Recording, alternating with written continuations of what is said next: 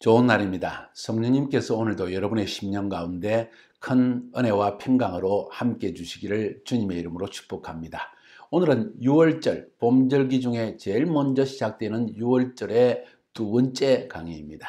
어제 우리가 말씀드릴 때 6월절은 영원한 규례이요 또 예언적 절기라는 것을 말씀드렸습니다. 또 이 6월절은 이스라엘 백성들이 애굽에서 종살이를 하다가 해방되어진 출애굽과 연관이 있다고 여러분에게 말씀드렸습니다.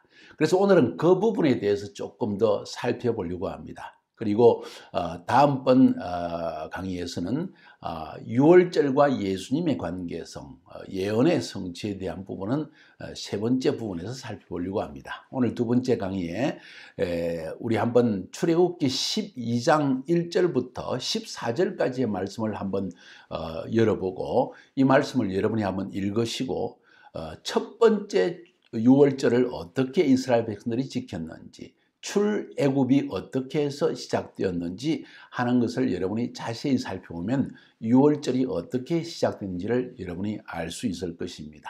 자, 출애굽기 12장 1절부터 14절까지를 제가 읽어가면서 이 6월절, 애굽에서의 첫 6월절이 어떻게 지켜졌는가, 왜 지켜졌는가 하는 사실을 여러분에게 한번 강의해 드리려고 합니다. 한번 12장 1절부터 한번 읽어보겠습니다. 여호와께서 애굽 땅에서 모세와 아론에게 일러 말씀하시되 이 달을 너희에게 달의 시작 곧 해의 첫 달이 되게 하고 이렇게 말씀하셨습니다.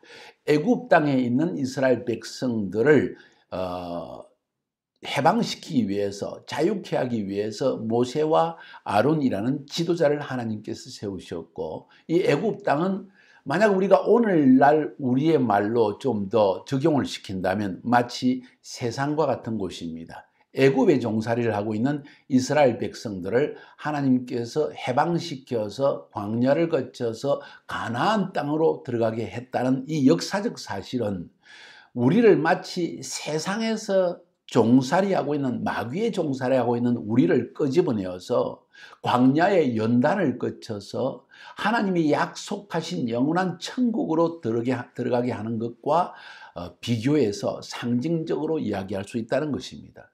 하나님은 이스라엘 백성을 통해서 인류를 구원하시는 일에 대한 비유를 보여주십니다. 상징을 보여주십니다.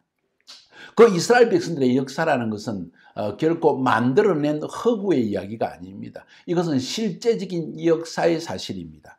하나님은 역사적 사실을 통해서 우리 모든 인간에게 하실 일을, 구원하시고 심판하실 일을 상징적으로 보여주기를 원하셨던 것 같습니다. 그래서 하나님은 수천 년 전에 출애굽을 했던, 애굽에서 종살이하던 이스라엘 백성들을 끄집어낸 사건을 통해서 하나님이 우리에게 어떻게 행하실 것을, 우리를 어떻게 세상의 종살이에서 끄집어낼 것을 미리 말씀하신 것입니다. 그래서 오늘 1절과 2절에서 여호와께서 애굽 땅에서 종살이하고 있는 이스라엘 백성들을 끄집어내기 위해서 모세와 아론에게 말씀하십니다. 이 달을 너희에게 달의 시작 곧 해의 첫 달이 되게 하라. 어제도 잠깐 말씀드린 것처럼 하나님은 이스라엘 백성들을 내보내기를 싫어하는 바로에게 10가지의 재앙을 통해서 그들을 끄집어냈습니다.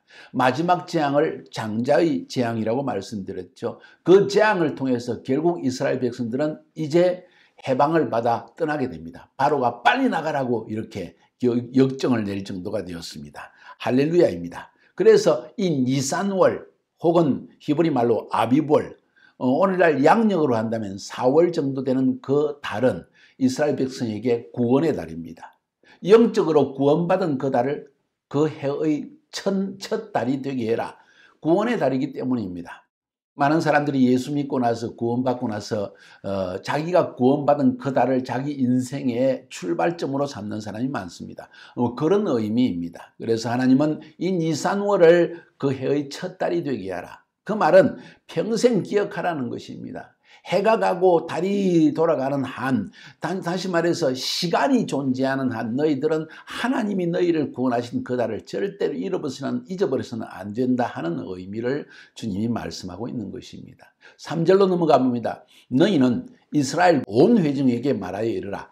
이달 열흘에 니산월 10일에 너희 각자가 어린 양을 취할지니 각 가족들의 그 식구를 위하여 어린 양을 취하되. 그러니까 니산월 10일에 온 가족이 유월절 식사를 하기 위한 어린 양을 취해라. 이 말은 이 어린 양이 모든 그 집안의 사람들의 모든 죄를 담당한다는 뜻입니다. 다시 말해서 어린 양의 피라는 것이 단순히 한 개인의 죄악만 용서하고 씻어주는 것이 아니라 한 공동체, 가족 공동체를 씻어주시고 나중에는 결국 온 이스라엘 회중 전체, 모든 민족 전체를 구원하는 구원의 피가 된다는 것을 상징하는 것입니다. 그래서 가족대로 식구를 위해서 어린 양을 취하지만은 4절에 그 어린 양에 대하여 식구가 너무 적으면, 식구는 4명밖에 안 되는데 어린 양 한 마리 잡으면 넣기가 힘들지 않습니까?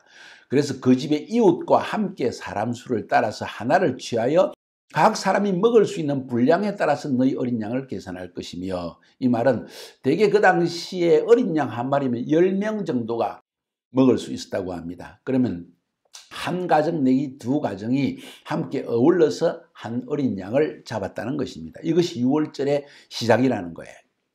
그러면서 또 어린 양에 대해서 말하기를 5절에서 너희 어린 양은 흠없고 1년 된 수컷으로 하되 양이나 염소 중에서 취하고, 굳이 양으로 할 필요는 없다. 그러나 염소 비슷한 것을 취하되 흠이 없는 것이어야 되고 1년 된 수컷으로 해라. 흠이 없다는 것은 죄가 없는 누군가가 와서 우리를 대신하여 피를 흘릴 것이라는 것을 예언적으로 하나님이 미리 말씀하신 것입니다. 결국 예수 그리스도께서 예언적으로 흠이 없으시고 죄가 없신 하나님의 아들이 결국 이 땅에 오셔서 우리의 죄를 위해 십자가에 죽으신 것입니다. 그 다음 이달 열 나흔 날까지 간직하였다가 해질 때 이스라엘 회중이 그 양을 잡아라. 열 나흘 때까지. 그러니까 10일 날 양을 취하여서 열 나흘 날까지 잘 간직했다가 해가 질 때, 14일 해 질 때니까 해가 딱 지면 15일이 되어집니다. 유대인의 원력에 의하면. 자, 아무튼 나흘 동안 간직한다는 것입니다. 왜 나흘 동안 간직하라고 했을까? 여러 가지 해석들이 있습니다. 그냥 우리가 좀 더 실질적으로 생각을 해보면 나흘 동안 그 양을 잘 가지고 그 양에게 흠이 있는지를 살펴봐라, 그런 의미라고 볼 수 있습니다. 흠 있는 것은 하나님 앞에 제물로서 드릴 수 없기 때문에 하는 이야기입니다. 그래서 나흘 동안 이 양을 잘 보존해라. 어떤 랍비들은 이야기하기를 사라는 숫자는 4000년을 상징하는 것이다. 하나님께는 하루가 1000년이기 때문에 그들은 아담부터 메시아가 오는까지의 기간을 4000년으로 잡고 있다는 것입니다. 실제적으로 예수님은 2000년 전에 십자가에 죽으신 것이죠.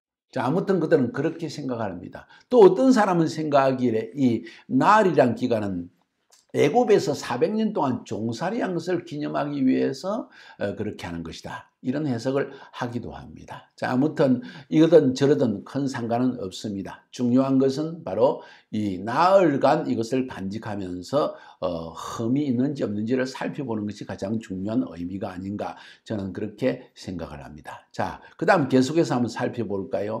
7절에 그 피를 양을 먹을 집 좌우문설주와 임방에 발라라. 피를 발라야 한다. 어제도 잠깐 언급을 했지만 유월절이라는 것은 심판하는 천사가 넘어가는데, 그 넘어가는 가장 중요한 조건이 무엇인고 하니 그 집안의 그 문설주에다가 십자가 모양으로 피를 바르면 재앙을 주는 천사, 심판하는 천사가 피가 발라진 그 집은 심판을 주지 않고 넘어가게 되기 때문에 피를 발라라고 한 것입니다. 자, 이때 이 피를 집 좌우 문설주와 임방에 바르면 꼭 십자가 모양이 된다고 그렇게 이야기합니다.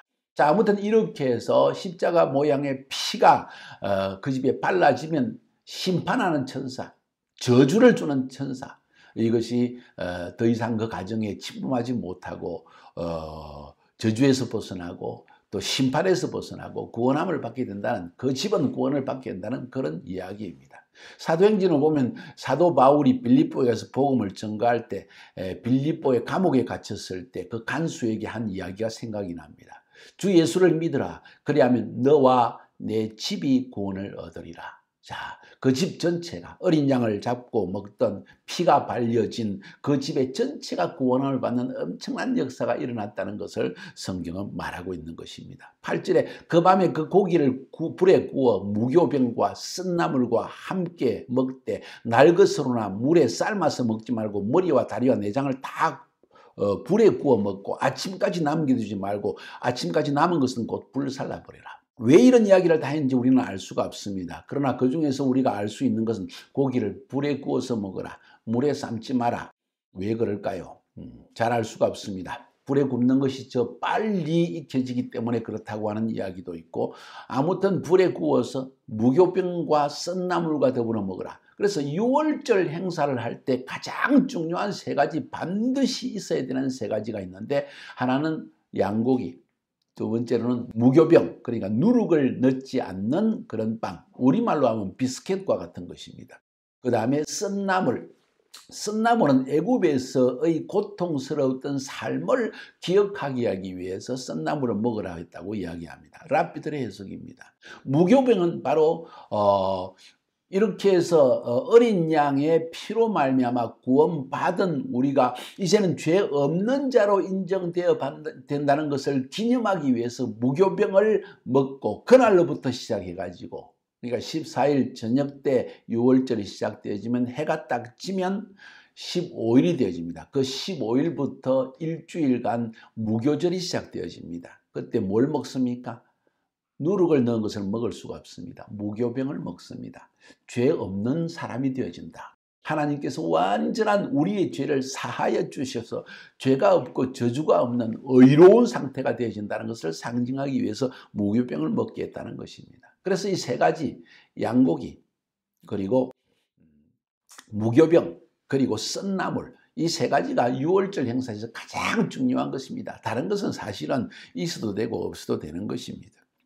이 세 가지를 하는 이유는 애굽의 종살이를 기억하라는 것이고 어린 양의 피로 구원받은 것을 기억하라는 것이고 그로 말미암아 우리가 죄 없이 인정함을 받게 된 구원함을 받은 하나님의 백성이 되었다는 것을 기억하게 하기 위해서 이러한 행사를 하라고 했다는 것입니다. 머리와 다리와 내장을 다 불에 구워 먹어라. 이렇게 구울 때 보니까 머리와 다리 있는 채로 쫙 그 통째로 구웠는데 내장을 끄집어내 가지고 머리에 휙 감으니까 마치 왕관을 쓴 것처럼 됐다. 뭐 이렇게 표현하는 사람들도 있습니다. 그때 사용한 나무가 석류나무라고 합니다. 이 석류나무는 보통 유대인들이 생각할 때 충성과 제사장직을 상징한다고 합니다. 하나님 앞에 충성된 종으로서 예수님이 십자가에 죽으실 것과 온전한 제사장직을 감당하면서 그분이 결국 십자가 위에서 하나님과 인간 사이에 화목케 하는 제사장의 직분을 잘 감당했다는 의미에서 이 석류나무로 이 어린 양을 잡아서 나무에 매달아서 그리고 이것을 구워 먹었다. 이렇게 되게 이야기를 합니다. 예수님은 십자가 위에 우리에게 충성된 하나님의 종으로서 인간을 구속하기 위해서 하나님과 인간 사이에 구원자의 역할을 하는 대제사장으로서 피를 흘려 죽으신 것이지요. 이런 모든 상징적인 내용이 아무것도 아닌 것 같지만 사실은 6월절 행사 자체가 바로 우리에게 예언적 절기가 된다는 의미가 되는 것입니다. 11절에 너희는 그것을 먹을지니 허리에 띠를 띠고 발에 신을 신고 손에 지팡이를 잡고 급히 먹으라. 이것이 여호와의 6월절이니라. 왜냐하면 지금 어린 양의 피를 잡고 지금 하나님이 10번째 재앙을 주서 애굽 사람들은 전부 장자의 재앙 때문에 집집마다 통곡이 벌어졌습니다. 그런데 유대인들은 지금 어린 양을 잡아가지고 잔치를 베풀고 있습니다. 이 사람들이 이 유대인들을 언제 또 쫓아와서 죽일지 모릅니다. 실제적으로 12장 13장 넘어가 보니까 애굽의 바로가 화가 나가지고 군대를 이끌고 또 잡으러 쫓아오지 않았습니까? 그런 일이 일어날 것을 대비해서 하나님은 허리에 띠를 띠고 발에 신을 신고 손에 지팡이 잡고 빨리 나갈 준비를 하면서 6월절 행사를 하라. 이것이 여호와의 6월절이다. 패사 히브리 말로 영어로 패스오버 이런 이야기를 하는 것입니다. 이제 더 재미있는 이야기가 나옵니다. 12절에 보면 내가 그 밤에 애굽 땅에 두루다니며 사람이나 짐승을 막론하고 애굽 땅에 있는 모든 처음 난 것을 장자를 다 치고 애굽의 모든 신을 내가 심판하리라. 나는 여호와라. 하나님께서 내가 심판하겠다. 그런데 여기서 말씀하시기를 지금 마지막 10번째 재앙인 장자 재앙을 통해서 이스라엘 백성은 구원하시고 애굽의 모든 사람들은 심판하신다고 이야기했죠. 그런데 애굽 땅을 두루 다니며 사람이나 짐승을 막론하고 애굽 땅에 있는 모든 처음 난 것 장자를 다 치고 애굽의 모든 신을 내가 심판하겠다. 이런 말씀을 지금 하십니다. 재미있는 이야기입니다. 무슨 이야기인지 아십니까? 애굽 땅에 하나님께서 내렸던 10가지 재앙이 있지 않습니까? 그 재앙을 제가 한번 언급해 볼까요? 그 재앙은 전부 애굽의 신들에 대한 하나님의 심판이었다는 것입니다. 첫 번째 재앙, 피의 재앙. 예, 이 피의 재앙은 애굽 사람들이 나일 강을 신으로 섬겼는데 그 신에 대한 심판. 두 번째는 깨구리 재앙이었습니다. 깨구리 재앙은 깨구리는 부활의 신을 상징했습니다. 올챙이에서 깨구리가 아래에서 올챙이가 되고 깨구리가 나오잖아요. 그래서 부활을 한다고 하는 부활을 믿는 그런 신으로서 또 애굽 사람들이 섬겼습니다. 깨구리 재앙. 세 번째는 이의 재앙입니다. 이건 공기의 신을 그들은 경배하면서 애굽 땅 가보세요. 공기가 아주 좋지 않습니다. 막 먼지가 날고 그래서 이 공기의 신에게 경배함으로 말미암아 신선한 공기를 달라고 아마 경배했던 것 같습니다. 공기의 신을 심판하는 것이 이 재앙이었다. 땅의 티끌이 이가 되었으니까. 그 다음 네 번째는 파리의 재앙이었습니다. 이 파리 재앙도 역시 파리가 공기 속에 다니고 있기 때문에 역시 공기의 신이라고 섬겼다고 합니다. 그래서 파리의 재앙을 통해서 심판하였습니다. 다섯 번째는 돌림병의 재앙을 주었습니다. 송아지를 섬겼습니다. 여러분 그 이스라엘 백성이 출애굽하고 나서 아론을 앞세우고 송아지를 금송아지를 만들라고 돌아가자 그랬지 않습니까? 애굽 사람들이 송아지를 섬겼다는 것입니다. 특별히 짐승들에게 막 돌림병을 돌게 해서 심판을 주었지 않았습니까? 송아지를 섬겼던 그 우상을 지금 하나님이 심판하는 것입니다. 여섯 번째는 악질 재앙이 일어났다고 했습니다. 애굽 사람들이 치유의 신을 섬겼는데 임헤톱이라고 하는 이 치유의 신을 섬겼는데 그래서 그 신을 하나님이 심판하는 치유는 하나님이 하시는 거라는 거예요. 공기를 청결케 하는 것도 하나님이 하시는 거리고 그리고 부활에 큰 축복을 주는 것도 하나님이시요. 강에 축복을 주는 것도 하나님인데 이런 이방 신을 섬기고 있기 때문에 하나님이 이 기회에 아예 그들을 완전히 심판하셨다는 것입니다.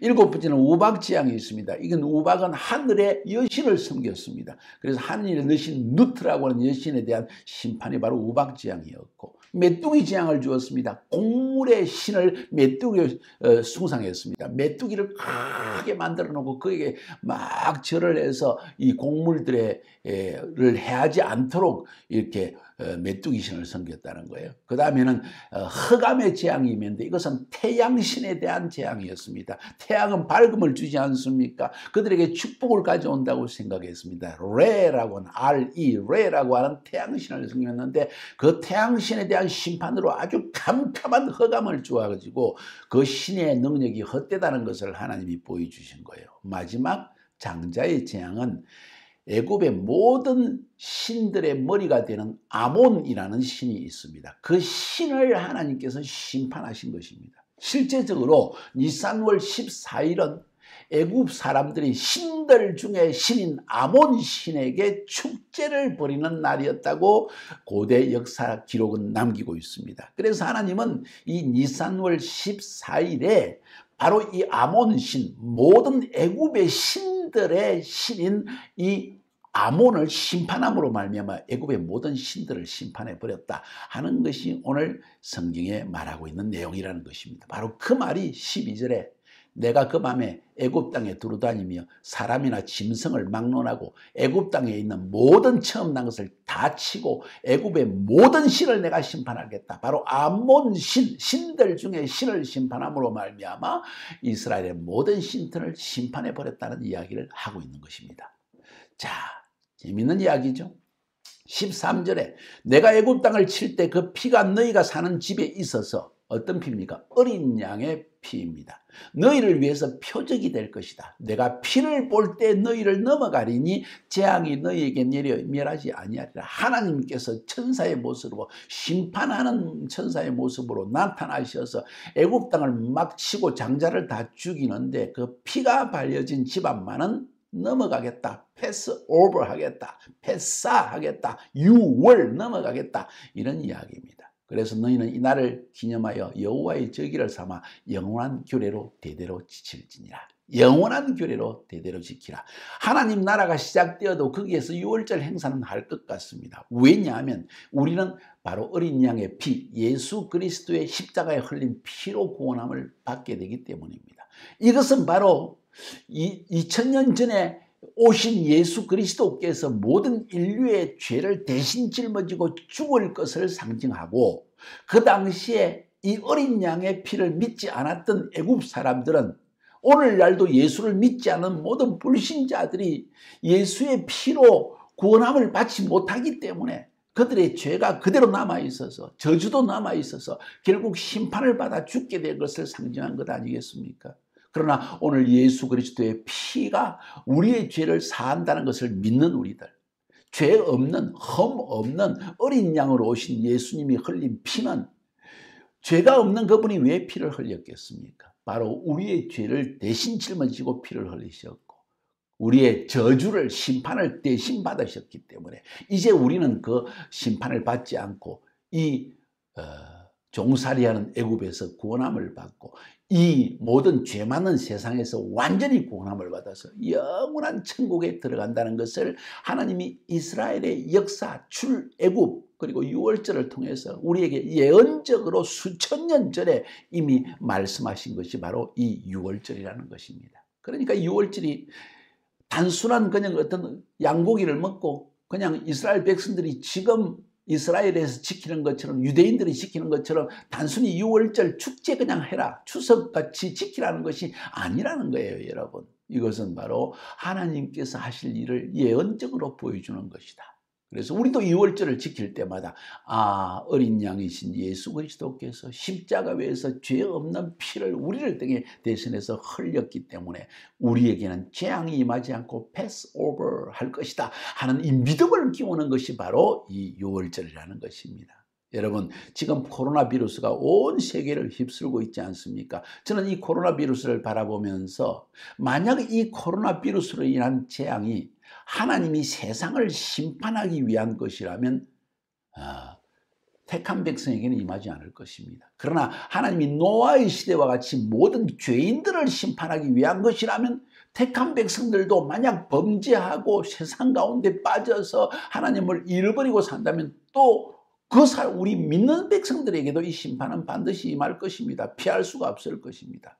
제가 왜 이런 이야기를 하는가? 뭐가 중요합니까? 이런 코로나 바이러스와 같은 재앙이 임할 때, 이스라엘의 백성에게 10가지 재앙을 준 것 같은 이런 재앙이 임할 때 우리에게 무엇이 중요하냐는 거예요.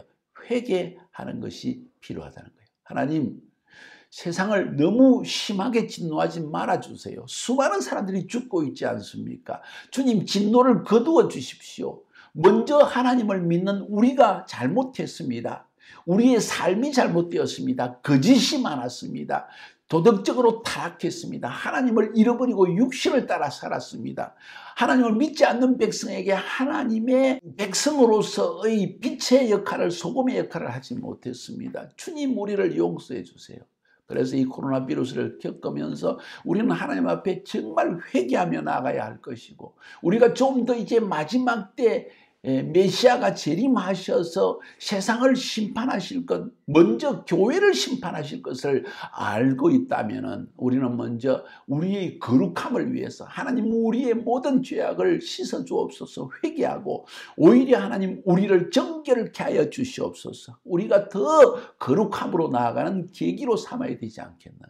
그러면서도 이 코로나 바이러스는 하나님께서 마지막 때 징조로서 주는 것이라고 볼 수가 있습니다. 성경에 보면은 마태복음과 마가복음 그 이외에 마지막 때 말세에 일어날 일들을 이야기하는 누가복음과 또 구약 성경의 이야기를 보면 말세에 일어날 중요한 재앙들이 전쟁으로 인한 재앙, 지진으로 인한 재앙, 기근과 기아, 배고픔으로 인한 재앙, 그리고 전염병으로 인한 재앙이 일어날 것을 이미 예언하고 있습니다. 만약 그것이라면 우리 모두에게 일어난 재앙입니다. 아무도 피할 수가 없습니다. 마지막 때라는 것을 알리는, 말세를 알리는 징조들입니다. 그러니까 준비해야 됩니다.